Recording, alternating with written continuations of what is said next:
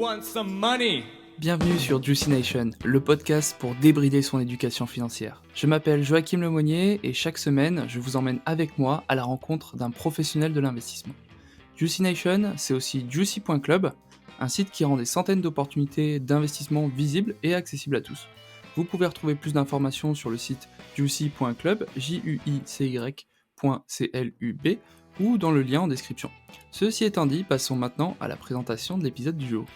Dans cet épisode, je suis en compagnie d'Alexandre Toussaint, fondateur de Baltis Capital, une société de crowdfunding qui permet d'investir à plusieurs dans des locaux commerciaux. Donc on va parler d'investissement dans la boulangerie du coin. On va parler également du marché immobilier et de sa vision en fait du type de business qui rapporte plus que les autres. Il faut savoir que voilà, c'est quand même un homme d'expérience, hein. Il est sur le marché de l'immobilier depuis longtemps. En 2016, il a créé Baltis du coup. Et depuis, ils ont financé 40 opérations pour un montant de 20 millions d'euros. Donc c'est quelqu'un qui sait ce qu'il dit et c'est super enrichissant comme échange. Alors par avance, je tiens à m'excuser parce que les 20 premières minutes souffrent d'un écho, malheureusement. Donc j'espère que ça ne sera pas trop gênant, mais vous allez voir, les 40 minutes qui suivent seront de bonne qualité. Donc je vous souhaite une très bonne écoute. Aujourd'hui, je suis en compagnie d'Alexandre Toussaint de Baltis Capital. Merci Alexandre d'être venu. Merci à toi pour ton invitation et déjà bravo d'avance pour ce podcast et ce futur podcast. Merci, c'est super gentil. Alors, j'aimerais commencer par définir un petit peu qui tu es pour que nos auditeurs puissent mieux te connaître. Donc, je t'en prie d'essayer de nous parler de toi et petit à petit aussi comment t'en es venu à devenir un professionnel de l'immobilier. Ouais, donc je m'appelle Alexandre Toussaint, j'ai 33 ans, j'habite à Lille. Je travaille à Paris, donc chez Baltis Capital que j'ai créé en 2016. Et juste avant ça, j'ai fait des études de gestion de patrimoine et immobilier. Assez convaincu que les deux sont très liés dans tous les métiers de la gestion de patrimoine et l'immobilier et inversement. Donc j'ai fait un master spécialisé gestion de patrimoine et immobilier à Cage. Et ensuite, j'ai travaillé quelques années chez CBRE en conseil utilisateur sur la partie de la défense. J'ai rejoint ensuite Foncière Magellan, qui est une société de gestion de portefeuille spécialisée dans l'immobilier tertiaire d'entreprise. Avant de monter Baltis en 2016, avec la volonté de rendre l'immobilier plus accessible, plus simple pour les particuliers qui n'avaient pas forcément accès à l'immobilier d'entreprise, à l'immobilier tertiaire. Donc on a commencé en 2016 à offrir aux particuliers la possibilité d'investir dans l'immobilier à partir de 1 000 euros, dans des projets clés en main et particulièrement dans l'immobilier commercial. Donc aujourd'hui, 2021, on est une équipe de 5, on a fait une quarantaine de projets d'acquisition partout en France, beaucoup Paris et beaucoup Lille. Et on a beaucoup de perspectives de développement dans l'année qui arrive et les années qui arrivent. Ok, voilà, très bonne présentation. On sent que tu es rodé, on sent que tu as l'habitude de ça. Moi, je voulais revenir parce que c'est vrai que tu as un CV long comme le bras, tu as fait plein de choses. Je voulais revenir un petit peu sur le Alexandre qui avait mon âge, qui était jeune. Qu'est-ce qui a fait que tu t'es passionné pour ce secteur qui est l'immobilier? Un peu par hasard. Au départ, je n'étais pas du tout prédestiné. Quand j'étais tout petit, je voulais être boucher, pour te dire. Mais bon, il y a peut-être un lien avec le commerce déjà. Puis finalement, j'ai commencé à faire des études. Ensuite, j'ai commencé à être dans la marine nationale. Donc, je voulais vraiment faire une carrière dans l'armée. Et à l'époque, mon commandant m'avait dit pour aller un peu plus vite dans l'armée, il vaut mieux faire un bac plus 5 et ensuite rentrer de manière un peu parallèle dans l'armée.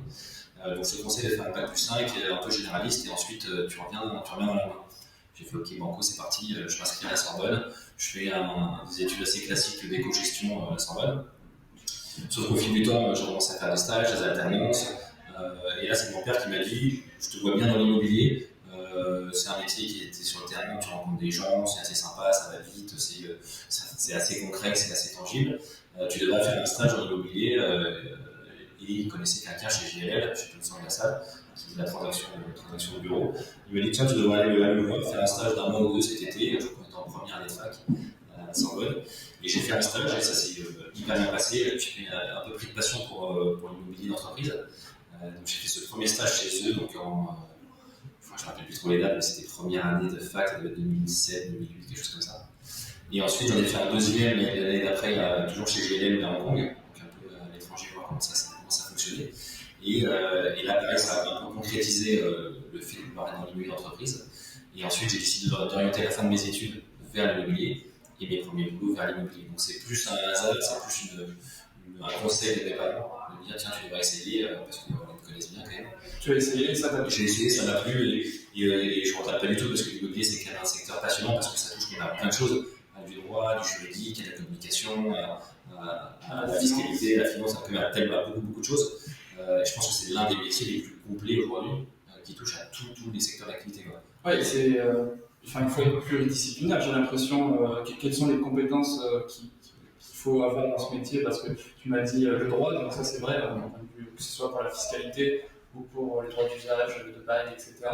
Mais il y a aussi peut-être du relationnel. Enfin, à toi de me le dire, quels sont les piliers de compétences il y a tout, hein. Je pense que tous les métiers, parce que pour l'immobilier, pour moi, c'est pas que l'actif immobilier, parce que si on trouve un bon actif mais qu'on l'achète mal, avec le mauvais montage, avec la mauvaise structuration, ça peut être une catastrophe.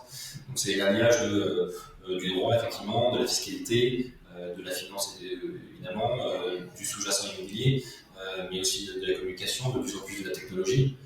C'est marrant, je disais ce week-end un article qui disait je crois faut-il être un influenceur pour être un bon agent immobilier. Donc on voit bien qu'il y a carrément une dimension technologie, communication, web, réseaux sociaux pour réussir son métier dans l'immobilier. Donc en fait, c'est vraiment tous les secteurs d'activité, que ce soit finance, que ce soit communication, etc. Tout est lié sur l'immobilier. Surtout l'avantage d'une petite boîte comme Baptiste, c'est qu'on voit tous les maillons de la chaîne. Et là, on se rend vraiment compte que c'est un métier qui est hyper transverse. Et on doit avoir des compétences sur tous les sujets. On s'est entouré assez d'experts parce que c'est très riche comme métier.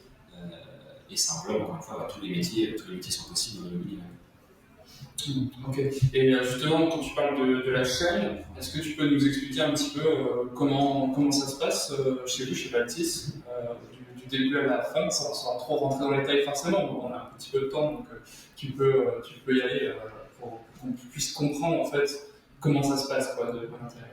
Ouais, ça se passe de manière assez, de manière chronologique, c'est assez simple. C'est nous reçoit un dossier d'investissement.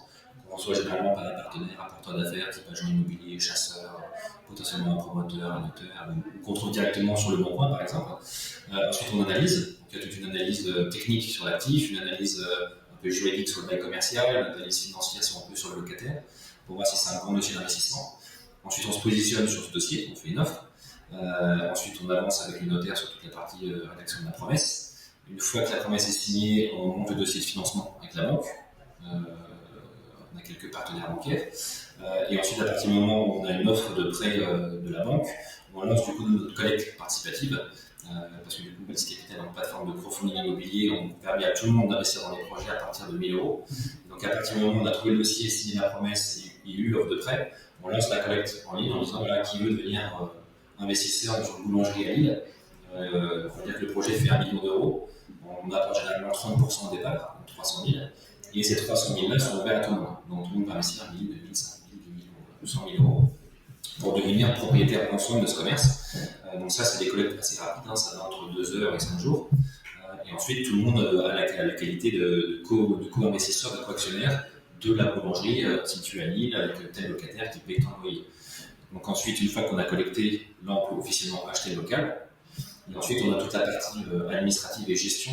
Donc gestion du locataire, gestion de la comptabilité, suivi des travaux, administration et organisation de la démocratie au sein des investisseurs. Donc là, il y a toute une partie comptable, administrative, communication aussi auprès des investisseurs avec des rapports réguliers, jusqu'à la revente dans X années. Aujourd'hui, on n'a pas encore revendu des commerces, mais ça va de la gestion jusqu'à la revente dans 8 ou 10 ans. Donc c'est toute la chaîne. C'est comme si toi demain t'investissais ou t'achetais un appartement à Bordeaux. Il faudra le trouver, vérifier qu'il est bien, le financer avec une banque, apporter l'apport, gérer le locataire, gérer la compta, gérer les travaux, gérer les AG et le revendre dans X années. Sauf que toi tu le fais tout seul.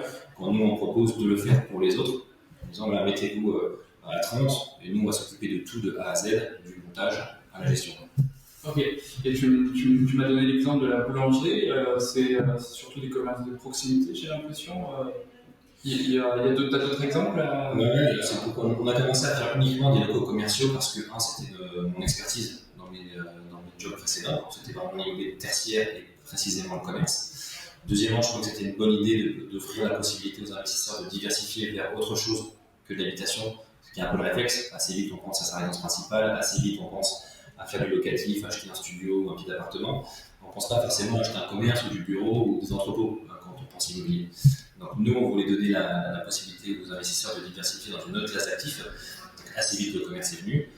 Il y a des rendements quand même un peu plus élevés que le résidentiel, des locataires un peu plus stables. Quand on achète une boulangerie, a priori, il y a pendant 10 ans, 15 ans, 20 ans, il n'y a pas vocation à changer tous les ans. Et surtout, ça peut être aussi assez concret, comme on a voulu en faire une plateforme tech, de dire que les gens qui sont aux 4 coins de la France, aux 4 coins du monde peuvent investir. Et c'est assez concret pour eux d'aller sur Google Street View dans la rue, de voir le commerce sur Internet. C'est beaucoup plus simple que d'aller voir un appartement dans les étages, c'est même impossible. Donc ça pouvait être concret même pour les gens qui habitaient assez loin. Okay. Et donc ça, concret, dans le sens, tu vois la vitrine, tu vois où est-ce qu'il y a le métro, tu vois l'immeuble qui est voisin. Je ne sais pas si tu as vu sur Google, tu peux remonter dans le temps aussi maintenant. Donc tu peux voir est-ce que c'était bien occupé par une boulangerie il y a 2 ans, il y a 5 ans, il y a 10 ans, donc vérifier que ça a toujours été une boulangerie. Et du coup, là, on n'a fait que des locaux commerciaux, donc principalement des boulangeries, des poissonneries, des crèches, des pharmacies, des prothésistes, des restaurants. On a la poste, on a des banques. C'est vraiment le type d'immeuble occupé par un commerçant uniquement au centre-ville. Moi, j'ai d'assez fortes convictions sur le fait que l'avenir est en centre-ville. Je ne crois pas trop aux zones périphériques, aux retail parks, aux centres commerciaux. Je pense que les gens vont revenir habiter en centre-ville, et les gens auront de moins en moins le permis, donc se déplacent de plus en plus à pied, en vélo, en trottinette ou autre, en tout cas dans des périmètres assez courts. Donc je pense que les bons investissements sont ceux qui sont en centre-ville, très proches d'une gare, proches d'un centre-ville.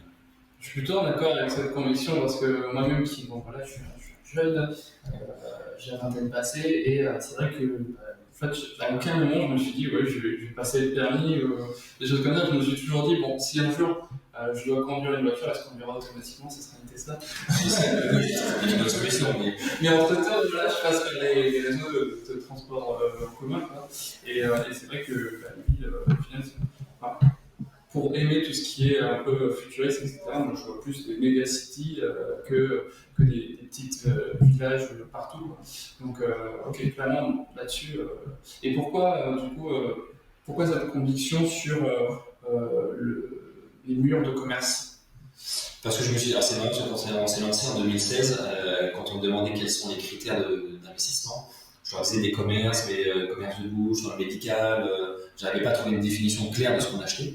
Et c'est marrant, c'est qu'avec le confinement et le Covid, en fait, la définition de ce qu'on achète, c'est des commerces essentiels.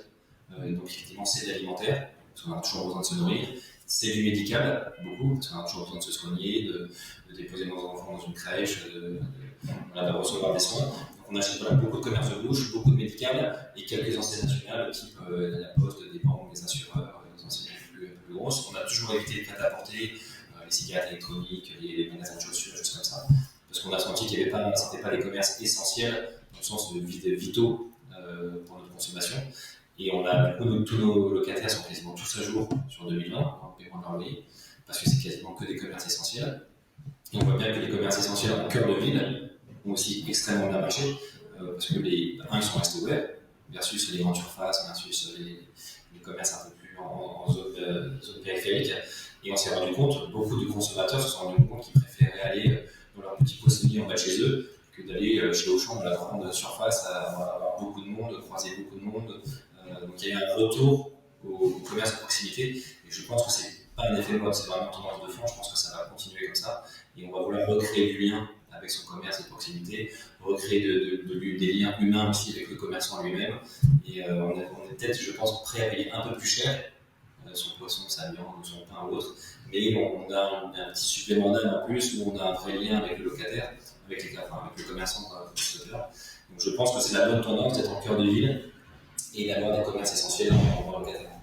Tu parlais d'être proche du commerçant, mais tu peux l'être encore plus si justement tu veux investir via Baltis dans le mur en question, quoi. Donc ça veut dire que tu peux être voisin de ton boulanger et à la fois actionnaire du bien immobilier qui t'habite pour ça. Ouais, c'est quelque chose qu'on essaie de développer en disant vous n'êtes pas que des simples investisseurs, vous êtes des vrais ambassadeurs. Donc nous, on utilise le terme ambassadeur parce que forcément, si vous avez investi dans une boulangerie à Lille, si vous habitez à Lille, on a bon espoir que vous allez consommer dans cette boulangerie-là, pas dans celle d'à côté.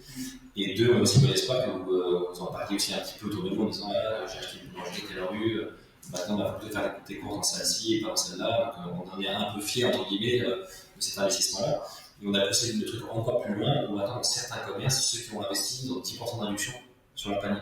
Ah, ok, super intéressant. On dirait franchement, allez-y. Le locataire, lui, il est content de voir des ambassadeurs qui viennent régulièrement. 10%, c'est un geste un peu commercial, ça permet de fidéliser les gens aussi. Mais en disant, voilà, c'est votre boulangerie, vous payez un peu moins cher que les autres parce que c'est un peu comme Monopoly, vous êtes chez vous. Et on trouve que cette économie ou cet immobilier circulaire a beaucoup de sens. Et ça marche du coup à tous les investisseurs, alors pas tous, pas sur tous les commerces. On a des banques, la poste, donc ça c'est plus compliqué à mettre en place. On va dire plutôt les petits commerces de proximité, ils sont assez ouverts à ce type d'initiative et les investisseurs sont très contents de se dire qu'ils ont quelques réductions dans le commerce qu'on met chez eux parce qu'ils ont investi en bas chez eux. Et en fait, tout ça est né d'une volonté de rendre l'investissement immobilier plus local en disant investissez dans votre ville, dans votre rue, dans votre quartier, dans votre pâté de maison et c'est plus concret, vous pouvez aller visiter avant d'investir.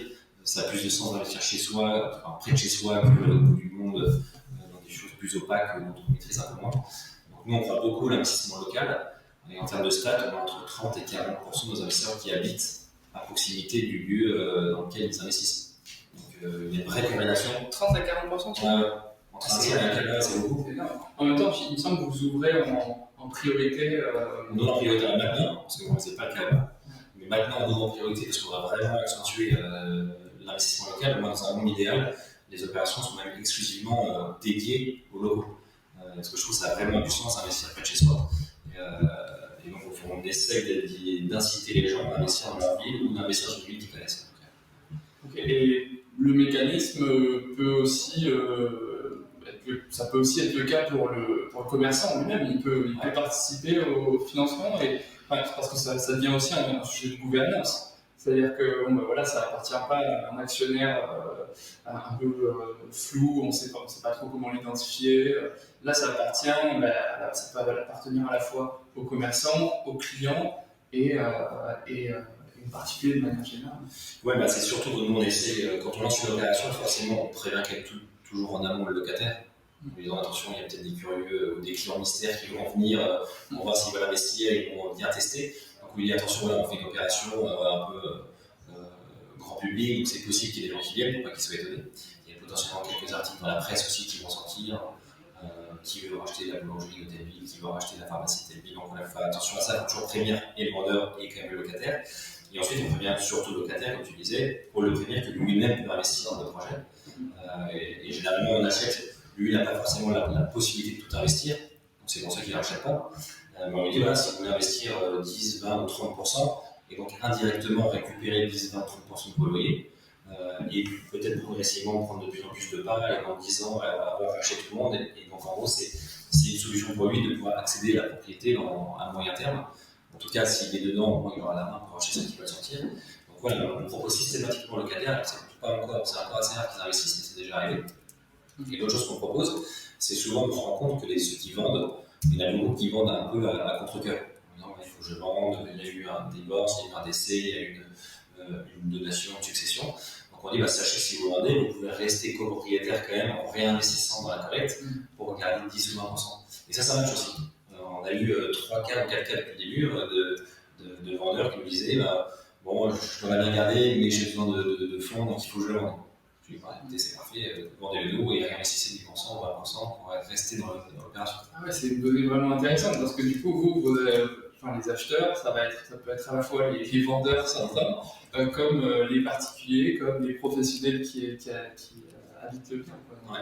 Il y a juste les notaires. À chaque fois, je propose à notre notaire d'investir. Il n'a pas le droit en termes de déontologie d'investir dans les projets dans lesquels il travaille. Mais on propose aux banquiers, aux courtiers, aux notaires, à tous les acteurs. C'est comme un délit d'initié. Ouais, parce que du coup, il y a un conflit d'intérêt. Ouais. C'est-à-dire qu'il s'auto-conseille, entre guillemets, qu'il sera associé. Donc ça, on ne peut pas, mais on a notre assureur qui a investi dans un projet.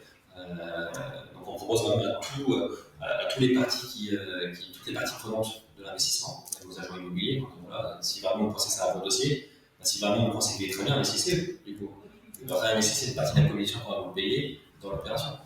Je trouve ça vraiment très intéressant parce qu'en fait, vous créez un écosystème dans lequel tout le monde est un petit peu, pour reprendre des propos de Nassim Nicolas Taleb, skin in the game, c'est-à-dire qu'ils sont tous impliqués dans le projet en fait et dans sa réussite, parce qu'il y a un intérêt pour que tout le monde ait un intérêt à ce que ça marche. Voilà, c'est sûr que l'investisseur, s'il voit que le locataire est prêt à investir, que le vendeur est prêt à conserver une partie, que l'agent immobilier qui nous a apporté le dossier est prêt à investir ses honoraires aussi une partie.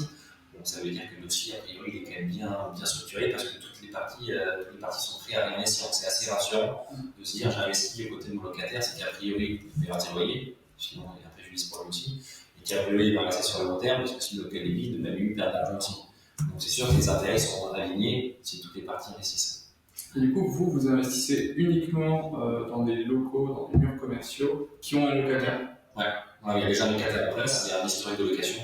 Donc on sait que ça fait 10 ans que c'est loué à cette boulangerie-là, qu'il a toujours payé ses loyers, que les loyers prennent 1% d'indexation par an. Donc a priori, l'histoire va se répéter encore 10 ans. Il n'y a pas de science exacte.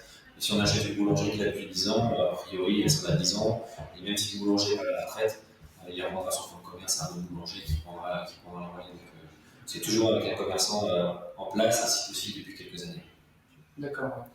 Ouais, c'est vrai que ce créneau, cette vision du commerce de proximité qui plus est essentielle dans ce qui se passe actuellement vis-à-vis de la Covid et toutes ces mesures sanitaires, ça vous donne un avantage en quelque sorte. Parce que pour le coup, tu disais tout à l'heure, tous vos locataires ont payé leur loyer en 2020. Oui, on a aussi une approche très bienveillante avec eux, c'est-à-dire que nos locataires, on est quand même assez proches d'eux.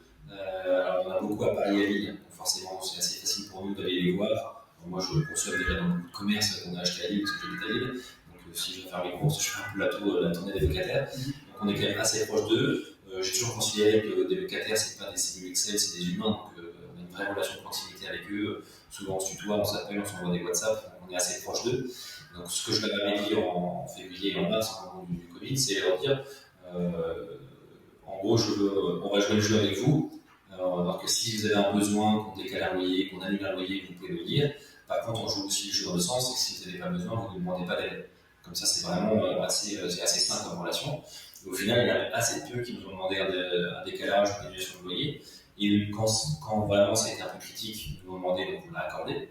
En disant, évidemment, on est prêt à offrir 1 mois, ou 2 mois, ou 3 mois de loyer. Parce que de toute façon, on a investi sur des cycles assez longs, de 8 ans, 10 ans, peut-être même 15 ans. Si on a offert 2, 3, voire 4 mois de loyer sur 15 ans, c'est assez indolore finalement sur le long terme. Donc voilà, on était prêt à les accompagner et on était prêt à accompagner ceux qui avaient vraiment besoin d'être accompagnés. Donc au final, on a mis quelques loyers en suspens qu'ils ont réglés depuis. On a fait quelques annulations de loyer aussi pour aider ceux qui avaient plus de mal. Et au final, tout le monde est à jour dans le sens, pour ceux avec qui on a accordé un mois de loyer gratuit, ils sont à jour parce qu'on leur a autorisé à payer un mois. En tout cas, tout le monde a une situation locative saine au 31 décembre. Et vous avez fait combien d'opérations jusqu'à présent? Donc on a investi dans une quarantaine de commerces. Une quarantaine de commerces qui fait un peu plus de 20 millions d'euros. Et donc un gros tiers à Paris-Île-de-France, un tiers à Lille et environ. Et le tiers restant, c'est dans les métropoles françaises comme Bordeaux, Strasbourg, Le Mans, Clermont-Ferrand. Donc c'est toutes les villes on vise majoritairement des villes de plus de 100 000 habitants, facilement connectées au TGV. Parce que le fait que les gens ont de moins en moins le permis, il faut de mieux en mieux connecter au transport en commun et au train et au TGV. Donc toutes les villes qui ont le TGV, pour moi, c'est des villes qui ont de l'avenir parce qu'elles sont déjà connectées au reste de la France. Oui, il y a le point de vue macro, c'est-à-dire en fonction de la ville. Et après, dans ça, il y a le point de vue micro qui est vraiment l'emplacement. Par exemple, là, on est sur un immeuble qui fait l'angle. Je suppose que ça, c'est un petit peu la perfection de ce que tu recherches. C'est marrant parce que pendant mes études, j'ai l'impression que tous les profs me disaient la règle la plus importante dans l'immobilier, c'est emplacement. Ouais. Il y a 3 critères importants, c'est 1 emplacement, 2 emplacements, 3 emplacements. Je l'entendais partout, je me dis il faut arrêter avec cette règle. C'était assez dingue, tout le monde répétait ça. Et quand on a commencé à investir entre guillemets pour notre compte, on s'est dit voilà, faut pas qu'on se loupe, c'est des investissements. Qu'est-ce qu'on a regardé en premier? L'emplacement, ensuite l'emplacement et ensuite l'emplacement. Parce qu'un local qui est bien situé, quel que soit le locataire, il sera toujours reloué rapidement si le locataire part. Il vaut mieux avoir un kebab super bien placé qu'une pharmacie moyennement placée. Même si la pharmacie ça a l'air plus sûr sur le papier, si jamais elle vient à partir, on va avoir beaucoup de mal à relouer si elle est bien placée. Alors que le locataire qui paraît moins stable sur le papier en tout cas, mais qui est bien placé, alors on est sûr de relouer facilement. Donc il vaut mieux investir, il vaut mieux acheter un emplacement qu'un locataire. Ok, top. Et justement, par rapport à tout ça, on a vu quand même dans l'année 2021, en fait, justement, plutôt ma question, c'est qu'est-ce que va profiler cette année 2021? Est-ce que vis-à-vis de votre vision et de la façon dont vous exécutez les choses, ça va être une année prospère pour vous, les investisseurs? Ouais, alors déjà, si on fait déjà une petite rétrospective 2020, on se rend compte que, comme on disait, qu'un, nos locataires ont payé leur loyer, que deux, on a continué à investir sur 2020. On a investi, on a acheté des restaurants en mois d'avril, en plein confinement, on a acheté des restaurants au mois d'octobre, en plein confinement aussi, en reconfinement. Donc, on a continué à investir dans la restauration, on a continué à investir dans des commerces, les banques ont continué à nous financer, les investisseurs ont continué à avoir confiance dans le modèle et ont continué à investir. Donc, on a juste eu un petit ralentissement par exemple, sur le montant des collectes, avec le Covid, on a dit aux investisseurs de diversifier un peu plus que d'habitude. Au lieu de mettre sur un projet, Voilà, ils de se mettre sur positionnent deux ou sur trois. Ouais. Okay, Disons, là, d'habitude, vous investissez 5 000 euros. Bon, le contexte, on ne sait pas trop où on va, donc mettez peut-être 2 fois 2 500, diversifiez plus que d'habitude. Donc, ça veut dire qu'on a eu des tickets moyens plus faibles, donc plus d'investisseurs à trouver, donc des collectes un peu plus longues. En sachant que ça allait quand même assez vite. Ça a quand même assez vite, et c'était surtout nous un vrai devoir de pédagogie, parce que moi je veux conseiller au mieux les investisseurs en leur disant attention, Covid, on ne sait pas où on va, diversifier, mettez pas tous vos œufs dans le même panier, particulièrement en ce moment. Et c'est ton rôle de conseiller en investissement. Voilà, mais on s'y attache et on a préféré refuser, enfin pas refuser, mais dire voilà, 10 000 euros, on serait ravis que vous investissiez 10 000 euros, mais mettez 5 000 dans celle-là et attendez la prochaine peut-être, comme ça vous diversifiez. Donc on a vraiment eu la volonté d'avoir une vraie dimension conseil.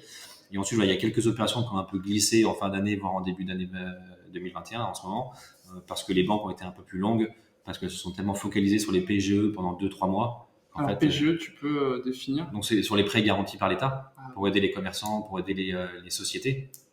Ça a été la priorité pendant 3 mois. Donc, tous les financements immobiliers sont passés un petit peu après. Donc, il y a eu pas mal de décalage. Mais il n'y a pas eu de casse ou d'annulation. Il n'y a eu que des décalages d'un mois, 2 mois ou 3 mois. Donc là, en janvier, on a signé des dossiers qu'on pensait signer en octobre ou en septembre. Donc voilà, il y a un peu de certains dossiers qui ont glissé de 3-4 mois. Okay. Et sur 2021, du coup, nous, on a quand même une stratégie d'investissement donc dans l'immobilier sur du long terme. Et on pense que l'immobilier, c'est une stratégie long terme, c'est des cycles de 10 ans ou de 15 ans.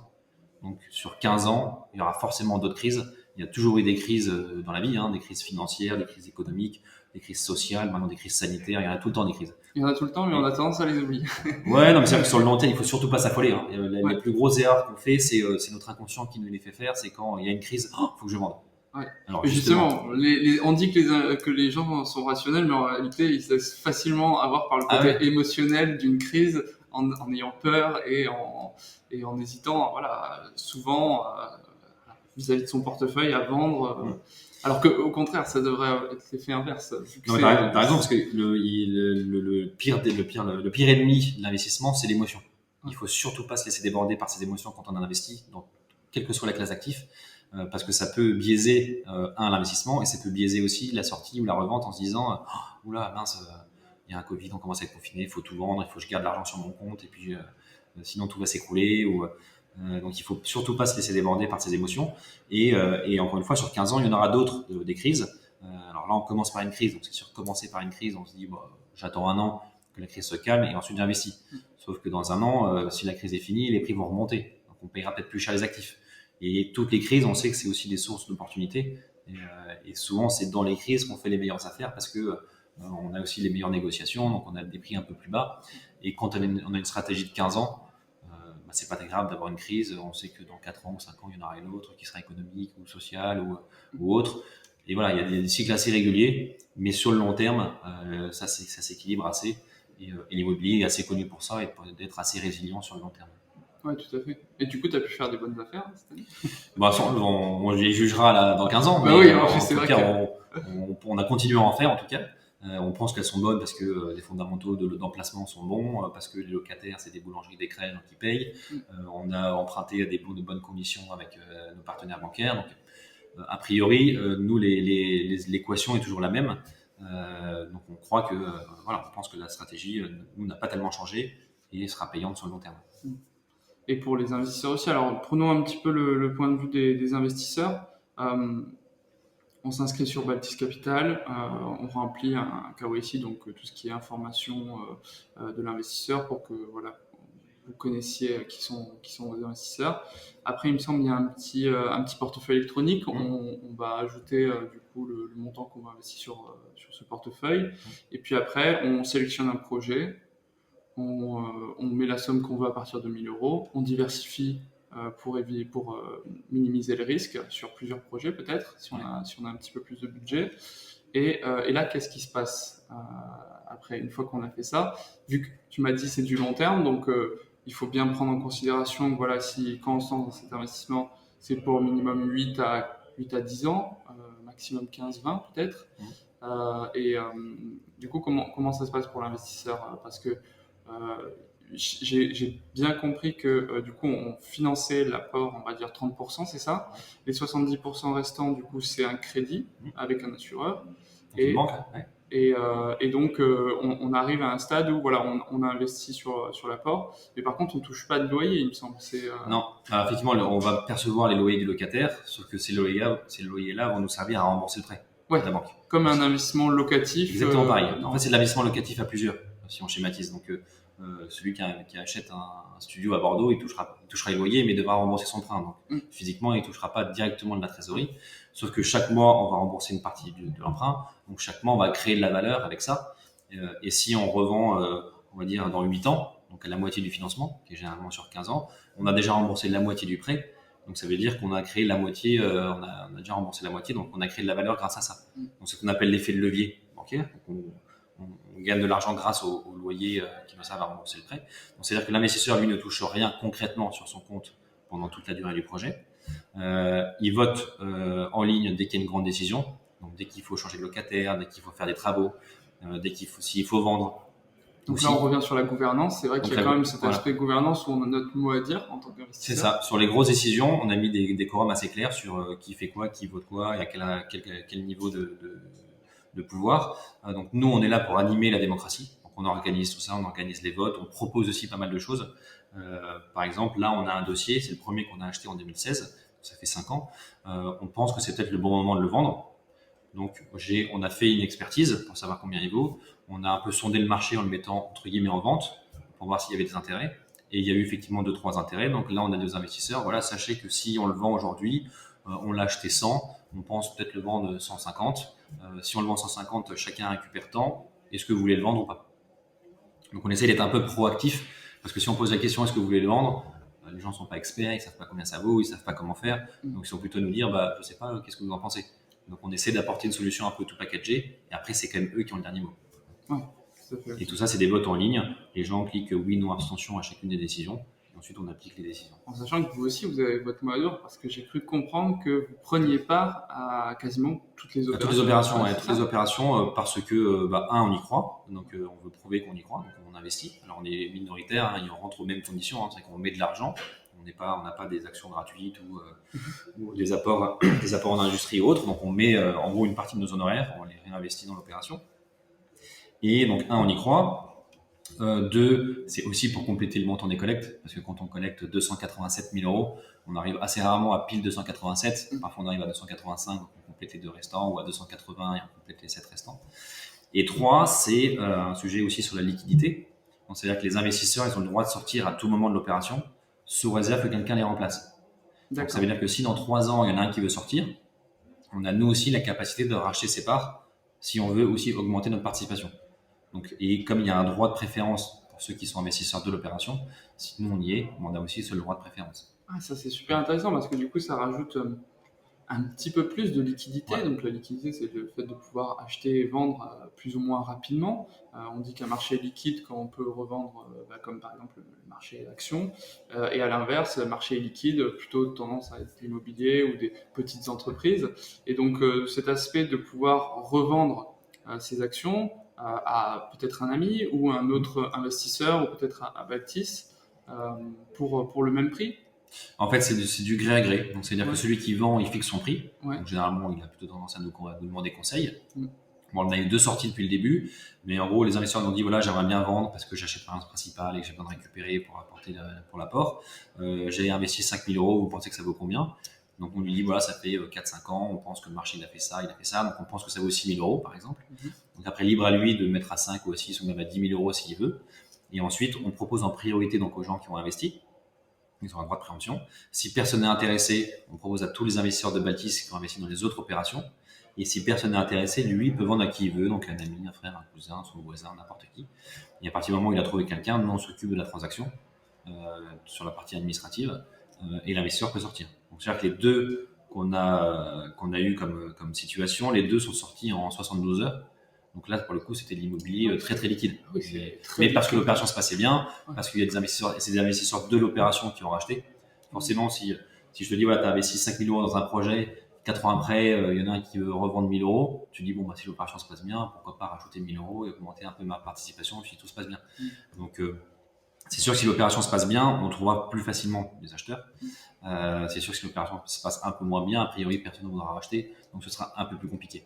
Et après, si la personne est très pressée, alors qu'elle a mis 5 000 euros, elle est très pressée pour X raisons, je pense que c'est la revend même à 4 500, donc plus bas que le marché, enfin plus bas que ce qu'elle vaut. Je pense qu'il y en a qui seront intéressés pour acheter. Donc c'est un immobilier un peu plus liquide où on peut vendre sur le papier rapidement et on peut vendre aussi une partie. C'est-à-dire quelqu'un qui a mis 15 000 euros, il peut revendre juste 5 000 euros s'il veut. Donc à l'inverse, je reprends toujours l'exemple de celui qui achète un studio à Bordeaux, bah, c'est tout ou rien. Il ne va pas vendre une partie de l'appartement. Donc soit il vend tout, soit il garde tout. Et s'il vend, ça peut prendre 2, 3, 4, 5 ou 6 mois. Donc on peut revendre 1 000, 2 000 ou 3 000 euros. Et potentiellement, ça peut aller assez vite. Alors après, attention, l'investissement, c'est toujours des risques d'illiquidité. Donc si personne ne veut racheter, il faut rester. Ouais, bien sûr. Ça existe et c'est une bonne chose quand même parce que bah, voilà, on sait jamais. C'est toujours bien d'avoir des conditions de sortie et de pas être totalement bloqué si on a un nouveau projet, un objectif dans notre vie personnelle ou professionnelle. Ok, c'est très intéressant ce point-là. Et maintenant, bah, parlons un petit peu. Alors, je sais que c'est pas encore arrivé, mais voilà, c'est pour comprendre un petit peu comment ça va se passer. Admettons, voilà, on a investi il y a de ça 8 ans, par exemple, et vous jugez que c'est le bon moment pour revendre. Vous avez trouvé un acheteur. Là, comment ça se passe? Vous vous mettez d'accord avec l'acheteur, et puis vous revendez en faisant une plus-value, et la plus-value est redistribuée au prorata en fonction du nombre d'actions que chaque investisseur possède. Exactement. C'est-à-dire qu'imaginons qu'on a acheté un actif 100, dans 8 ans, on le revend 200. Donc on trouve un acquéreur qui veut l'acheter 200, on vérifie, on fait valider tout le monde, qui sont tous d'accord pour vendre à ce prix-là. Donc si tout le monde est d'accord, on le met en vente, on lance le processus de vente avec les notaires, etc., etc. Et une fois que l'actif est concrètement vendu, dans ce cas-là, on récupère le fruit de la vente et on redistribue au prorata à tout le monde. Okay. Tout simplement. Et après ça, on liquide la SAS, c'est une SAS qui porte les acquisitions. Ouais. Donc on partage à part égale entre tout le monde. Ouais, donc chaque bien est relié à une SAS. Chaque bien est relié à une société, ouais. Okay. Donc si on a 40 projets, on a 40 SAS, numéro 1, 2, 3, 4, ainsi de suite. Donc là, tu as créé 40 SAS. Ouais. Donc ça, c'est beaucoup de boulot, c'est beaucoup d'administratif. Ouais, en sachant que l'administratif en France, quand même, c'est casse-tête un peu. Enfin, après, on essaie de mettre des process en place, mais ça reste très chronophage, c'est beaucoup de paperasse, beaucoup de papier. Le zéro papier, c'est un peu utopique dans l'immobilier, mais on essaye, mais en tout cas, voilà, c'est beaucoup de temps. Après, on a quelqu'un de super chez nous qui gère ça super bien, donc on a de la chance, mais c'est vrai que c'est 40 opérations, c'est 40 sociétés, donc c'est 40 comptes bancaires, c'est 40, voilà, tout est multiplié par 40, mais on s'est quand même dit que c'était un mal nécessaire où l'avantage, c'est que les gens, ils choisissent vraiment dans quelle opération ils investissent. Et dans une opération, il n'y a pas une boulangerie à Lyon et une pizzeria à Toulouse. Ouais. Ça, on ne veut pas du tout investir dans des choses packagées. Comme des SCPI où surtout pas, en fait, on fait carrément t'as des lots d'immeubles et en fait, tu sais pas vraiment ce que ça n'a pas de sens. Et nous, on est persuadés qu'on peut allier performance et sens. Et on peut allier des bons rendements en investissant près de chez soi ou dans une ville pour laquelle on a une affinité particulière parce qu'on y passe ses vacances, parce qu'on a fait des études, parce que nos parents y habitent, etc. Donc on pense que la transparence en disant là j'investis dans cette opération-là et pas une autre, je veux pas qu'on m'impose d'autres choses à côté. On pense que ça a du sens. Et on voit aussi que ça marche, donc a priori on n'est pas les seuls à penser ça. Et on commence à s'orienter un petit peu vers des petits portefeuilles de commerce, mais par contre qui sont dans la même ville. Donc là, on étudie un portefeuille à Lille. Il y a 5 commerces dedans, mais les 5 sont à Lille. Donc là, on pense à quand même du sens d'en avoir 5 parce qu'ils sont à côté. Ouais. Donc ça veut dire que tu pourrais acheter des actions, parce que là, du coup, s'il y a 5 commerces à Lille et que tu fais une sorte de packaging, comme pourrait être le cas d'une SCPI, qui est un produit assez classique, tu achètes des actions et tu deviens copropriétaire de cette sélection. Et du coup, ça permet directement d'avoir un portefeuille immobilier sur une ville en particulier assez diversifié. C'est ça. Donc soit c'est effectivement, encore une fois, une boulangerie à Lille qui vaut 100, vous mettez 30, vous avez 30% Donc, vous êtes actionnaire à 30% de la SAS, qui a 30% des droits de vote, 30% des bénéfices, 30% de tout, donc c'est vraiment au prorata. Donc là, c'est assez simple. Et si on fait un portefeuille, il y aura toujours une SAS qui achètera les 5 commerces à Lille. Et si vous investissez 30%, vous aurez 30% de toutes les charges et de tous les profits du projet. Ok. En parlant de profit, par exemple, quand on va sur une opération sur le site Baltis, on voit une rentabilité annoncée. Donc ça, c'est par rapport aux données passées, l'évolution du marché de l'immobilier sur cette zone.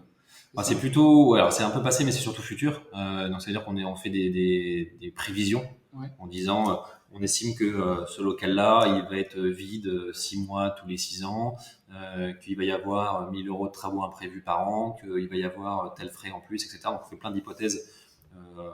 Alors plutôt prudente, je vais pas dire pessimiste, mais plutôt prudente en disant il y aura des imprévus, les locataires vont partir un jour ou l'autre, etc., etc. On intègre aussi on intègre l'effet de levier bancaire, donc le fait qu'on rembourse chaque mois le crédit, donc la valeur monte. Et ça nous sort un TRI, une rentabilité, en disant la rentabilité, on va dire, c'est 10%, ce qui veut dire que quand on revendra dans 10 ans, le fruit de la vente correspondra à comme si on avait investi 1 000 € à 10% pendant 10 ans. C'est comme une forme de capitalisation. C'est exactement. Donc on touche rien, mais l'argent travaille à un taux de 10%, mais on touchera tout à la fin. C'est in fine, quoi. Donc admettons, on prend un exemple fictif, mais on a investi en 2020 par exemple sur une boulangerie, en reprenant cet exemple-là. Et donc admettons en 2030, il y a une opportunité de revente et le TRI il était de 10%. Ça voudrait dire que on fait en 10 ans on double la valeur de nos parts, quoi. Même plus, oui, alors si on a touché 10% par an pendant 10 ans, on a doublé la mise, effectivement. Si on l'a fait pendant 20 ans, on a encore redoublé. Donc c'est capitalisé. Donc si on a 10% par an pendant 10 ans, c'est 10%, plus 10%, plus 10%, plus 10%, 10 fois, donc, et tout est versé à la fin. Okay. Donc par exemple, j'ai investi 10 000 €, 10 ans plus tard, la valeur de mes actions dans ce mur commercial valent 20 000 €. Il y a revente, et à ce moment-là, justement, je voulais venir sur une enveloppe fiscale qui s'appelle le PEA-PME. Il me semble, alors si on n'a pas souscrit avec cette enveloppe fiscale, du coup, la taxation sur cette plus-value, elle est de 33%, c'est ça ? Elle est de 30%. Donc c'est la flat tax, ce qu'on appelle la flat tax, donc le prélèvement forfaitaire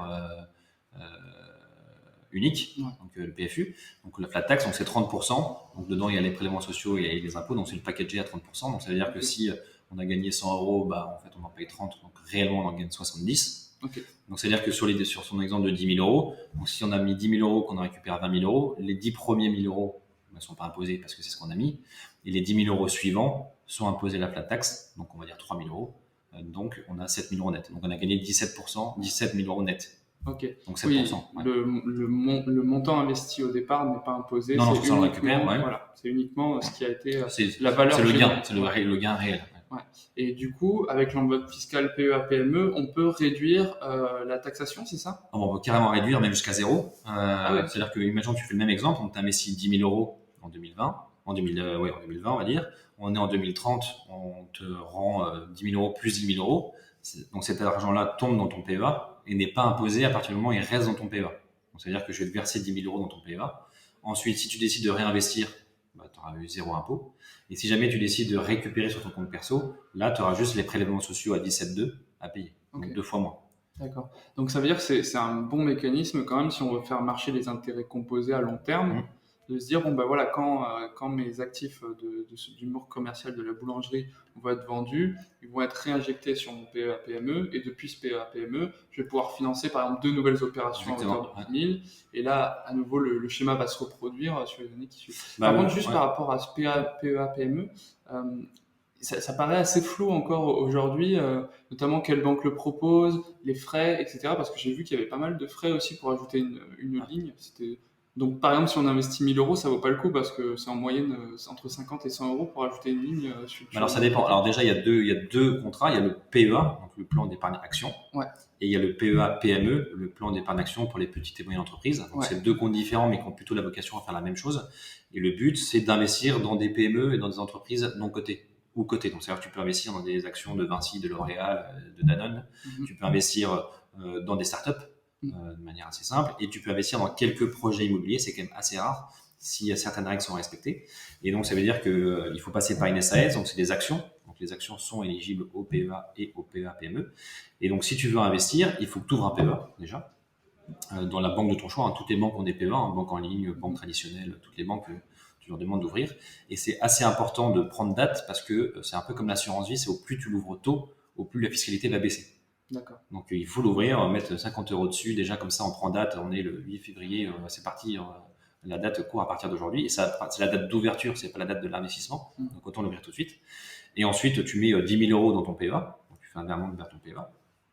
Tu trouves un projet qui est éligible au PEA chez Baltis ou ailleurs, et ensuite tu demandes au banquier. Alors c'est juste le banquier qui doit faire la manip. Ouais, c'est encore manuel. Ouais, alors ça a un coût. Il y a un peu les deux, c'est-à-dire qu'il y a Utocat qui a créé son concept, qui a créé son concept catalyseur, qui permet de digitaliser la souscription.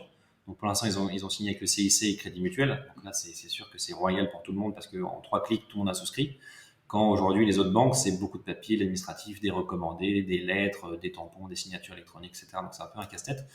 Mais on a bon espoir que toutes les banques aillent chez Utocat pour travailler avec Catalyseur. Donc on est des fidèles clients et des ambassadeurs d'Utocat parce qu'on y croit beaucoup et en plus maintenant ça marche vu qu'ils ont déjà fait 2 banques.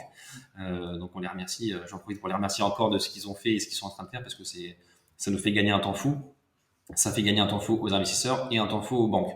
Donc les 3 parties sont ravis.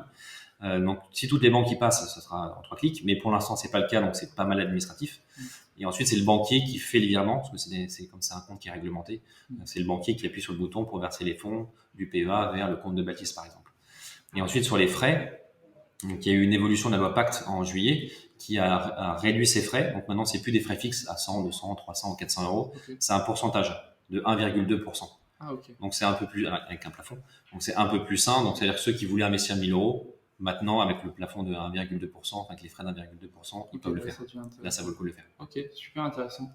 Bah, écoute, top. Alors, on arrive presque à la fin du podcast. Moi, j'aimerais aussi parler d'une nouvelle, d'un nouveau produit en quelque sorte que vous avez commencé à proposer il y a de ça un mois à peu près. Ouais, à Noël. Ouais, à Noël, ouais, c'est ça, qui est autour de l'activité de promotion immobilière. Est-ce que tu peux me parler de cette activité rapidement et m'expliquer en fait comment vous avez fait pour intégrer cette nouvelle compétence métier au sein de Baltis? Ouais, ça a été une suite assez logique qui est née de 2 constats. Le premier, c'est le Covid, en disant on sait pas trop où on va. Investir sur 10 ans ou 15 ans en 2020, c'était un peu flou, on savait pas du tout ce qui allait se passer. Donc on s'est dit il faut qu'on fasse des opérations plus court terme, donc plus lisibles.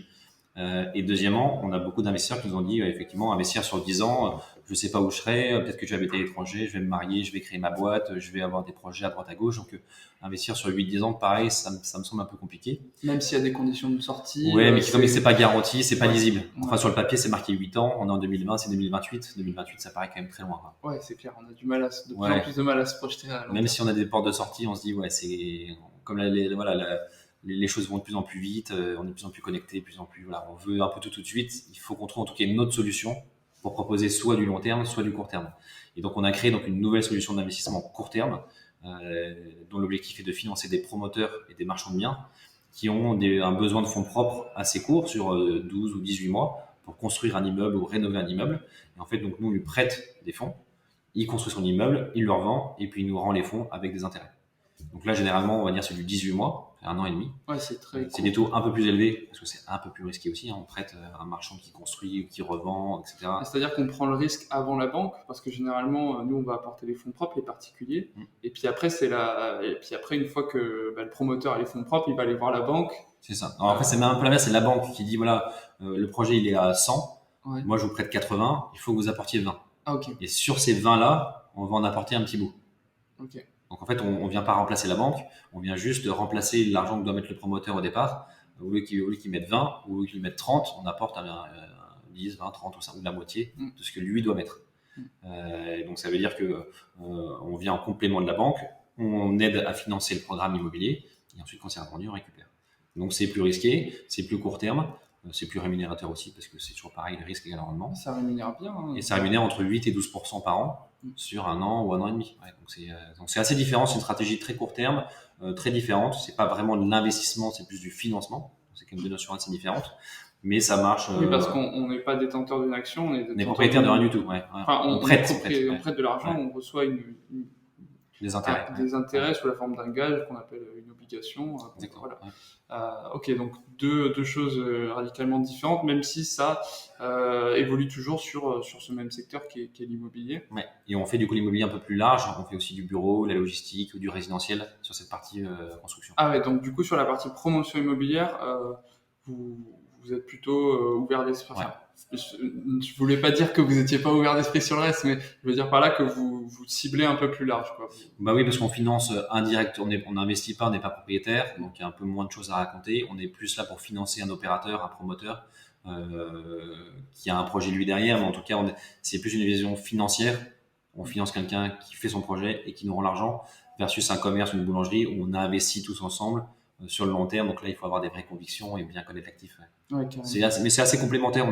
On a de plus en plus de gens qui font un peu les deux. Bah, c'est bien de pouvoir avoir les deux options, honnêtement. Voilà, ça peut être bien de commencer sur du court terme, de sorte à apprendre à connaître votre service, l'équipe, etc., de voir le sérieux qu'il y a derrière et l'expertise, et petit à petit aller vers quelque chose de plus long terme quand aussi, bah, tu vois, les jeunes, ils savent pas trop encore, donc ça peut être pas mal de commencer avec une petite opération, et puis après passer sur une plus grosse, ou même, voilà, les deux sont, à mon sens, très complémentaires. Oui, ça fait partie aussi des cycles de la vie. Comme tu disais, les jeunes ont plutôt tendance à faire du court terme Mm. parce qu'ils ont peut-être d'argent, ils veulent monter des boîtes, ils veulent aller à l'étranger, ils veulent refaire des études. Enfin, c'est quand même c'est plus court terme. Autant une personne qui a 30 ou 35 ans, qui a des enfants, qui est cadre à Paris, qui a son appart de résidence principale, lui est plus prêt et même il veut investir sur du long terme parce qu'il veut pas récupérer tous les ans et réinvestir et récupérer et réinvestir. Et voilà, moi je mets 10 000 euros sur 8 ans et rendez-vous dans 8 ans. Donc c'est sûr que on n'a pas fait l'analyse, c'est un bon exercice de voir l'âge moyen par produit d'investissement. Parce que là, on sait que la moyenne d'âge est 30-34 ans. Peut-être que si on distingue, ce sera peut-être plutôt 25 et plutôt 40 d'un côté. Quoi. Donc, on fera l'exercice. Ouais, ce genre de statistique peut être très intéressante. Nous aussi, on est un peu sur le sujet avec Jussi. Ok, ben, on approche de la fin, donc on va passer sur les questions finales. En tout cas, c'était très intéressant de voir ces deux catégories d'investissement. Surtout la première, sur laquelle tu as une grande conviction et ça se ressent. Donc pour finir, moi j'aime bien savoir pour chacun de mes intervenants à quoi ressemble leur portefeuille. Ouais. Donc sans pour autant rentrer trop dans les détails sur les chiffres, etc. Mais si tu peux me donner une répartition un petit peu de à quoi ressemble ton patrimoine, ça serait super sympa de pouvoir partager ça avec nous. Ouais, avec plaisir. Alors j'ai pas les statistiques, mais je pense qu'il est assez bien équilibré sur un tiers d'immobilier, un tiers de financier et un tiers de plus risqué. Donc l'immobilier, bah, c'est ma résidence principale que j'ai achetée. C'est les opérations de Baltis et c'est que ça. Je fais rien d'autre à côté à part Baltis et ma résidence principale. Sur l'assurance vie, j'ai ouvert chez Nalo, je sais pas si tu les connais, parce que ça ressemble un peu à Baltis dans l'ADN. C'est très simple, c'est en ligne en 3 clics, c'est sur mesure. Il y a un peu d'histoire de conviction parce qu'on choisit un peu dans les classes actifs dans lesquelles on veut investir. Donc j'ai fait Nalo à titre perso assurance vie parce que voilà, très simple en 3 clics.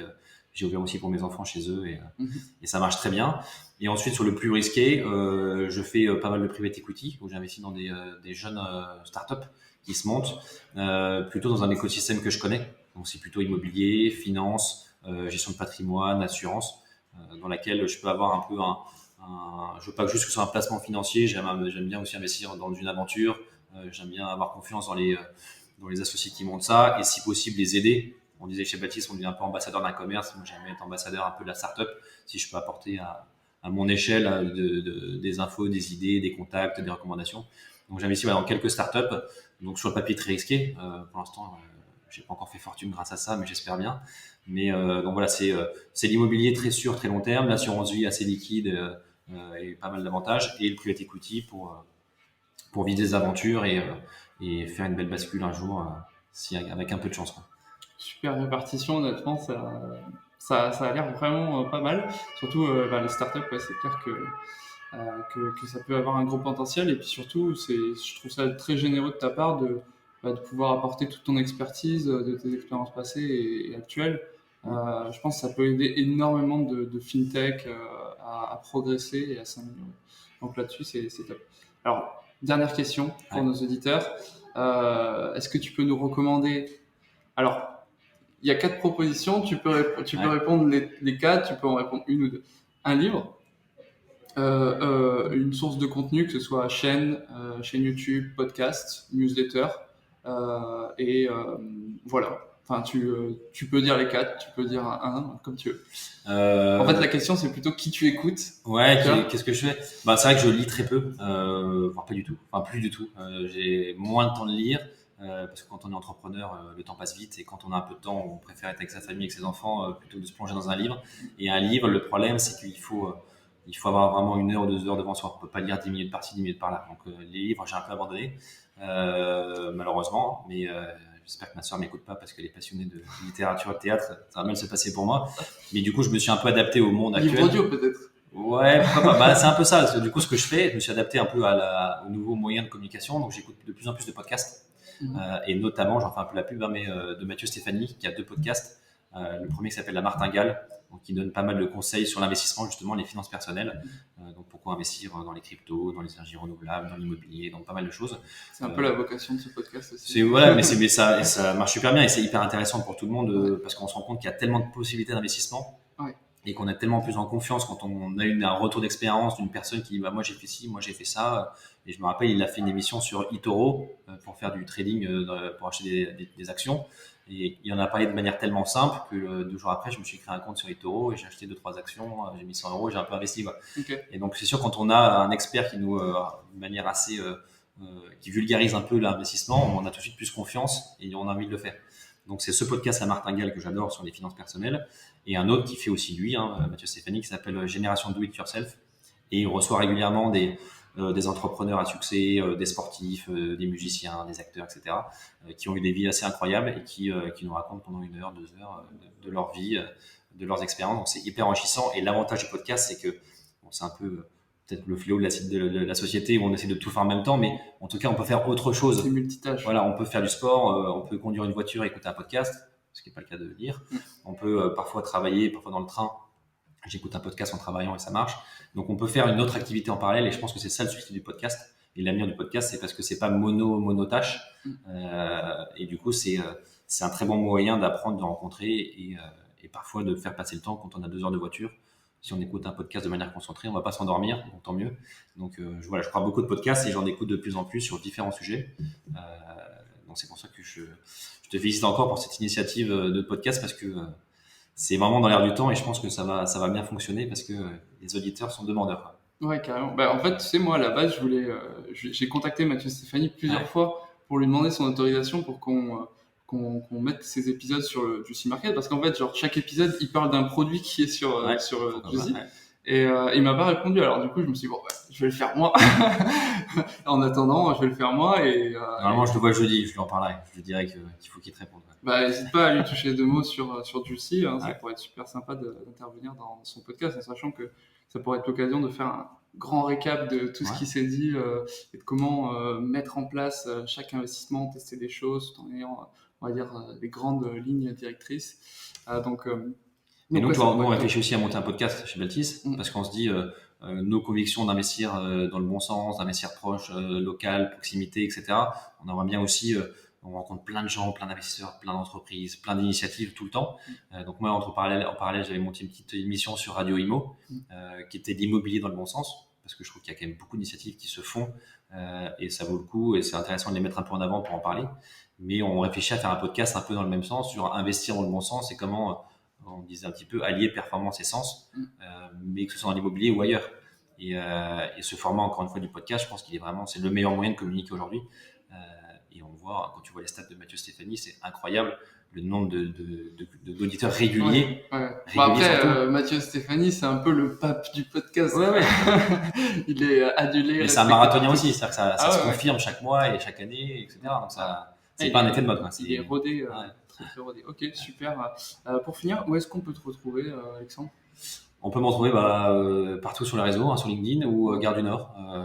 Comme j'habite à Lille et que je fais des allers-retours tous les jours, on peut se croiser dans le TGV Paris-Lille ou Lille-Paris. Donc on peut se croiser à Gare du Nord ou Lille-Flandre. Il y a des gens qui vont t'attendre. Je prends le train de 8h40 le matin et je repars souvent vers 18h46. Donc, alors le salon grand voyageur de la gare de l'île d'Europe de Paris, Gare de Nord, il est fermé actuellement, mais s'il y en a qui nous écoutent, qui font beaucoup d'allers-retours Paris-Lille, on peut se prendre pas un café parce que pareil, le wagon bar est fermé, mais on peut se croiser avec plaisir. Ok, cool. Et on peut aussi retrouver Baltis sur juicy.club, Tout à fait. Ouais. Baltis qui est notre partenaire, pardon.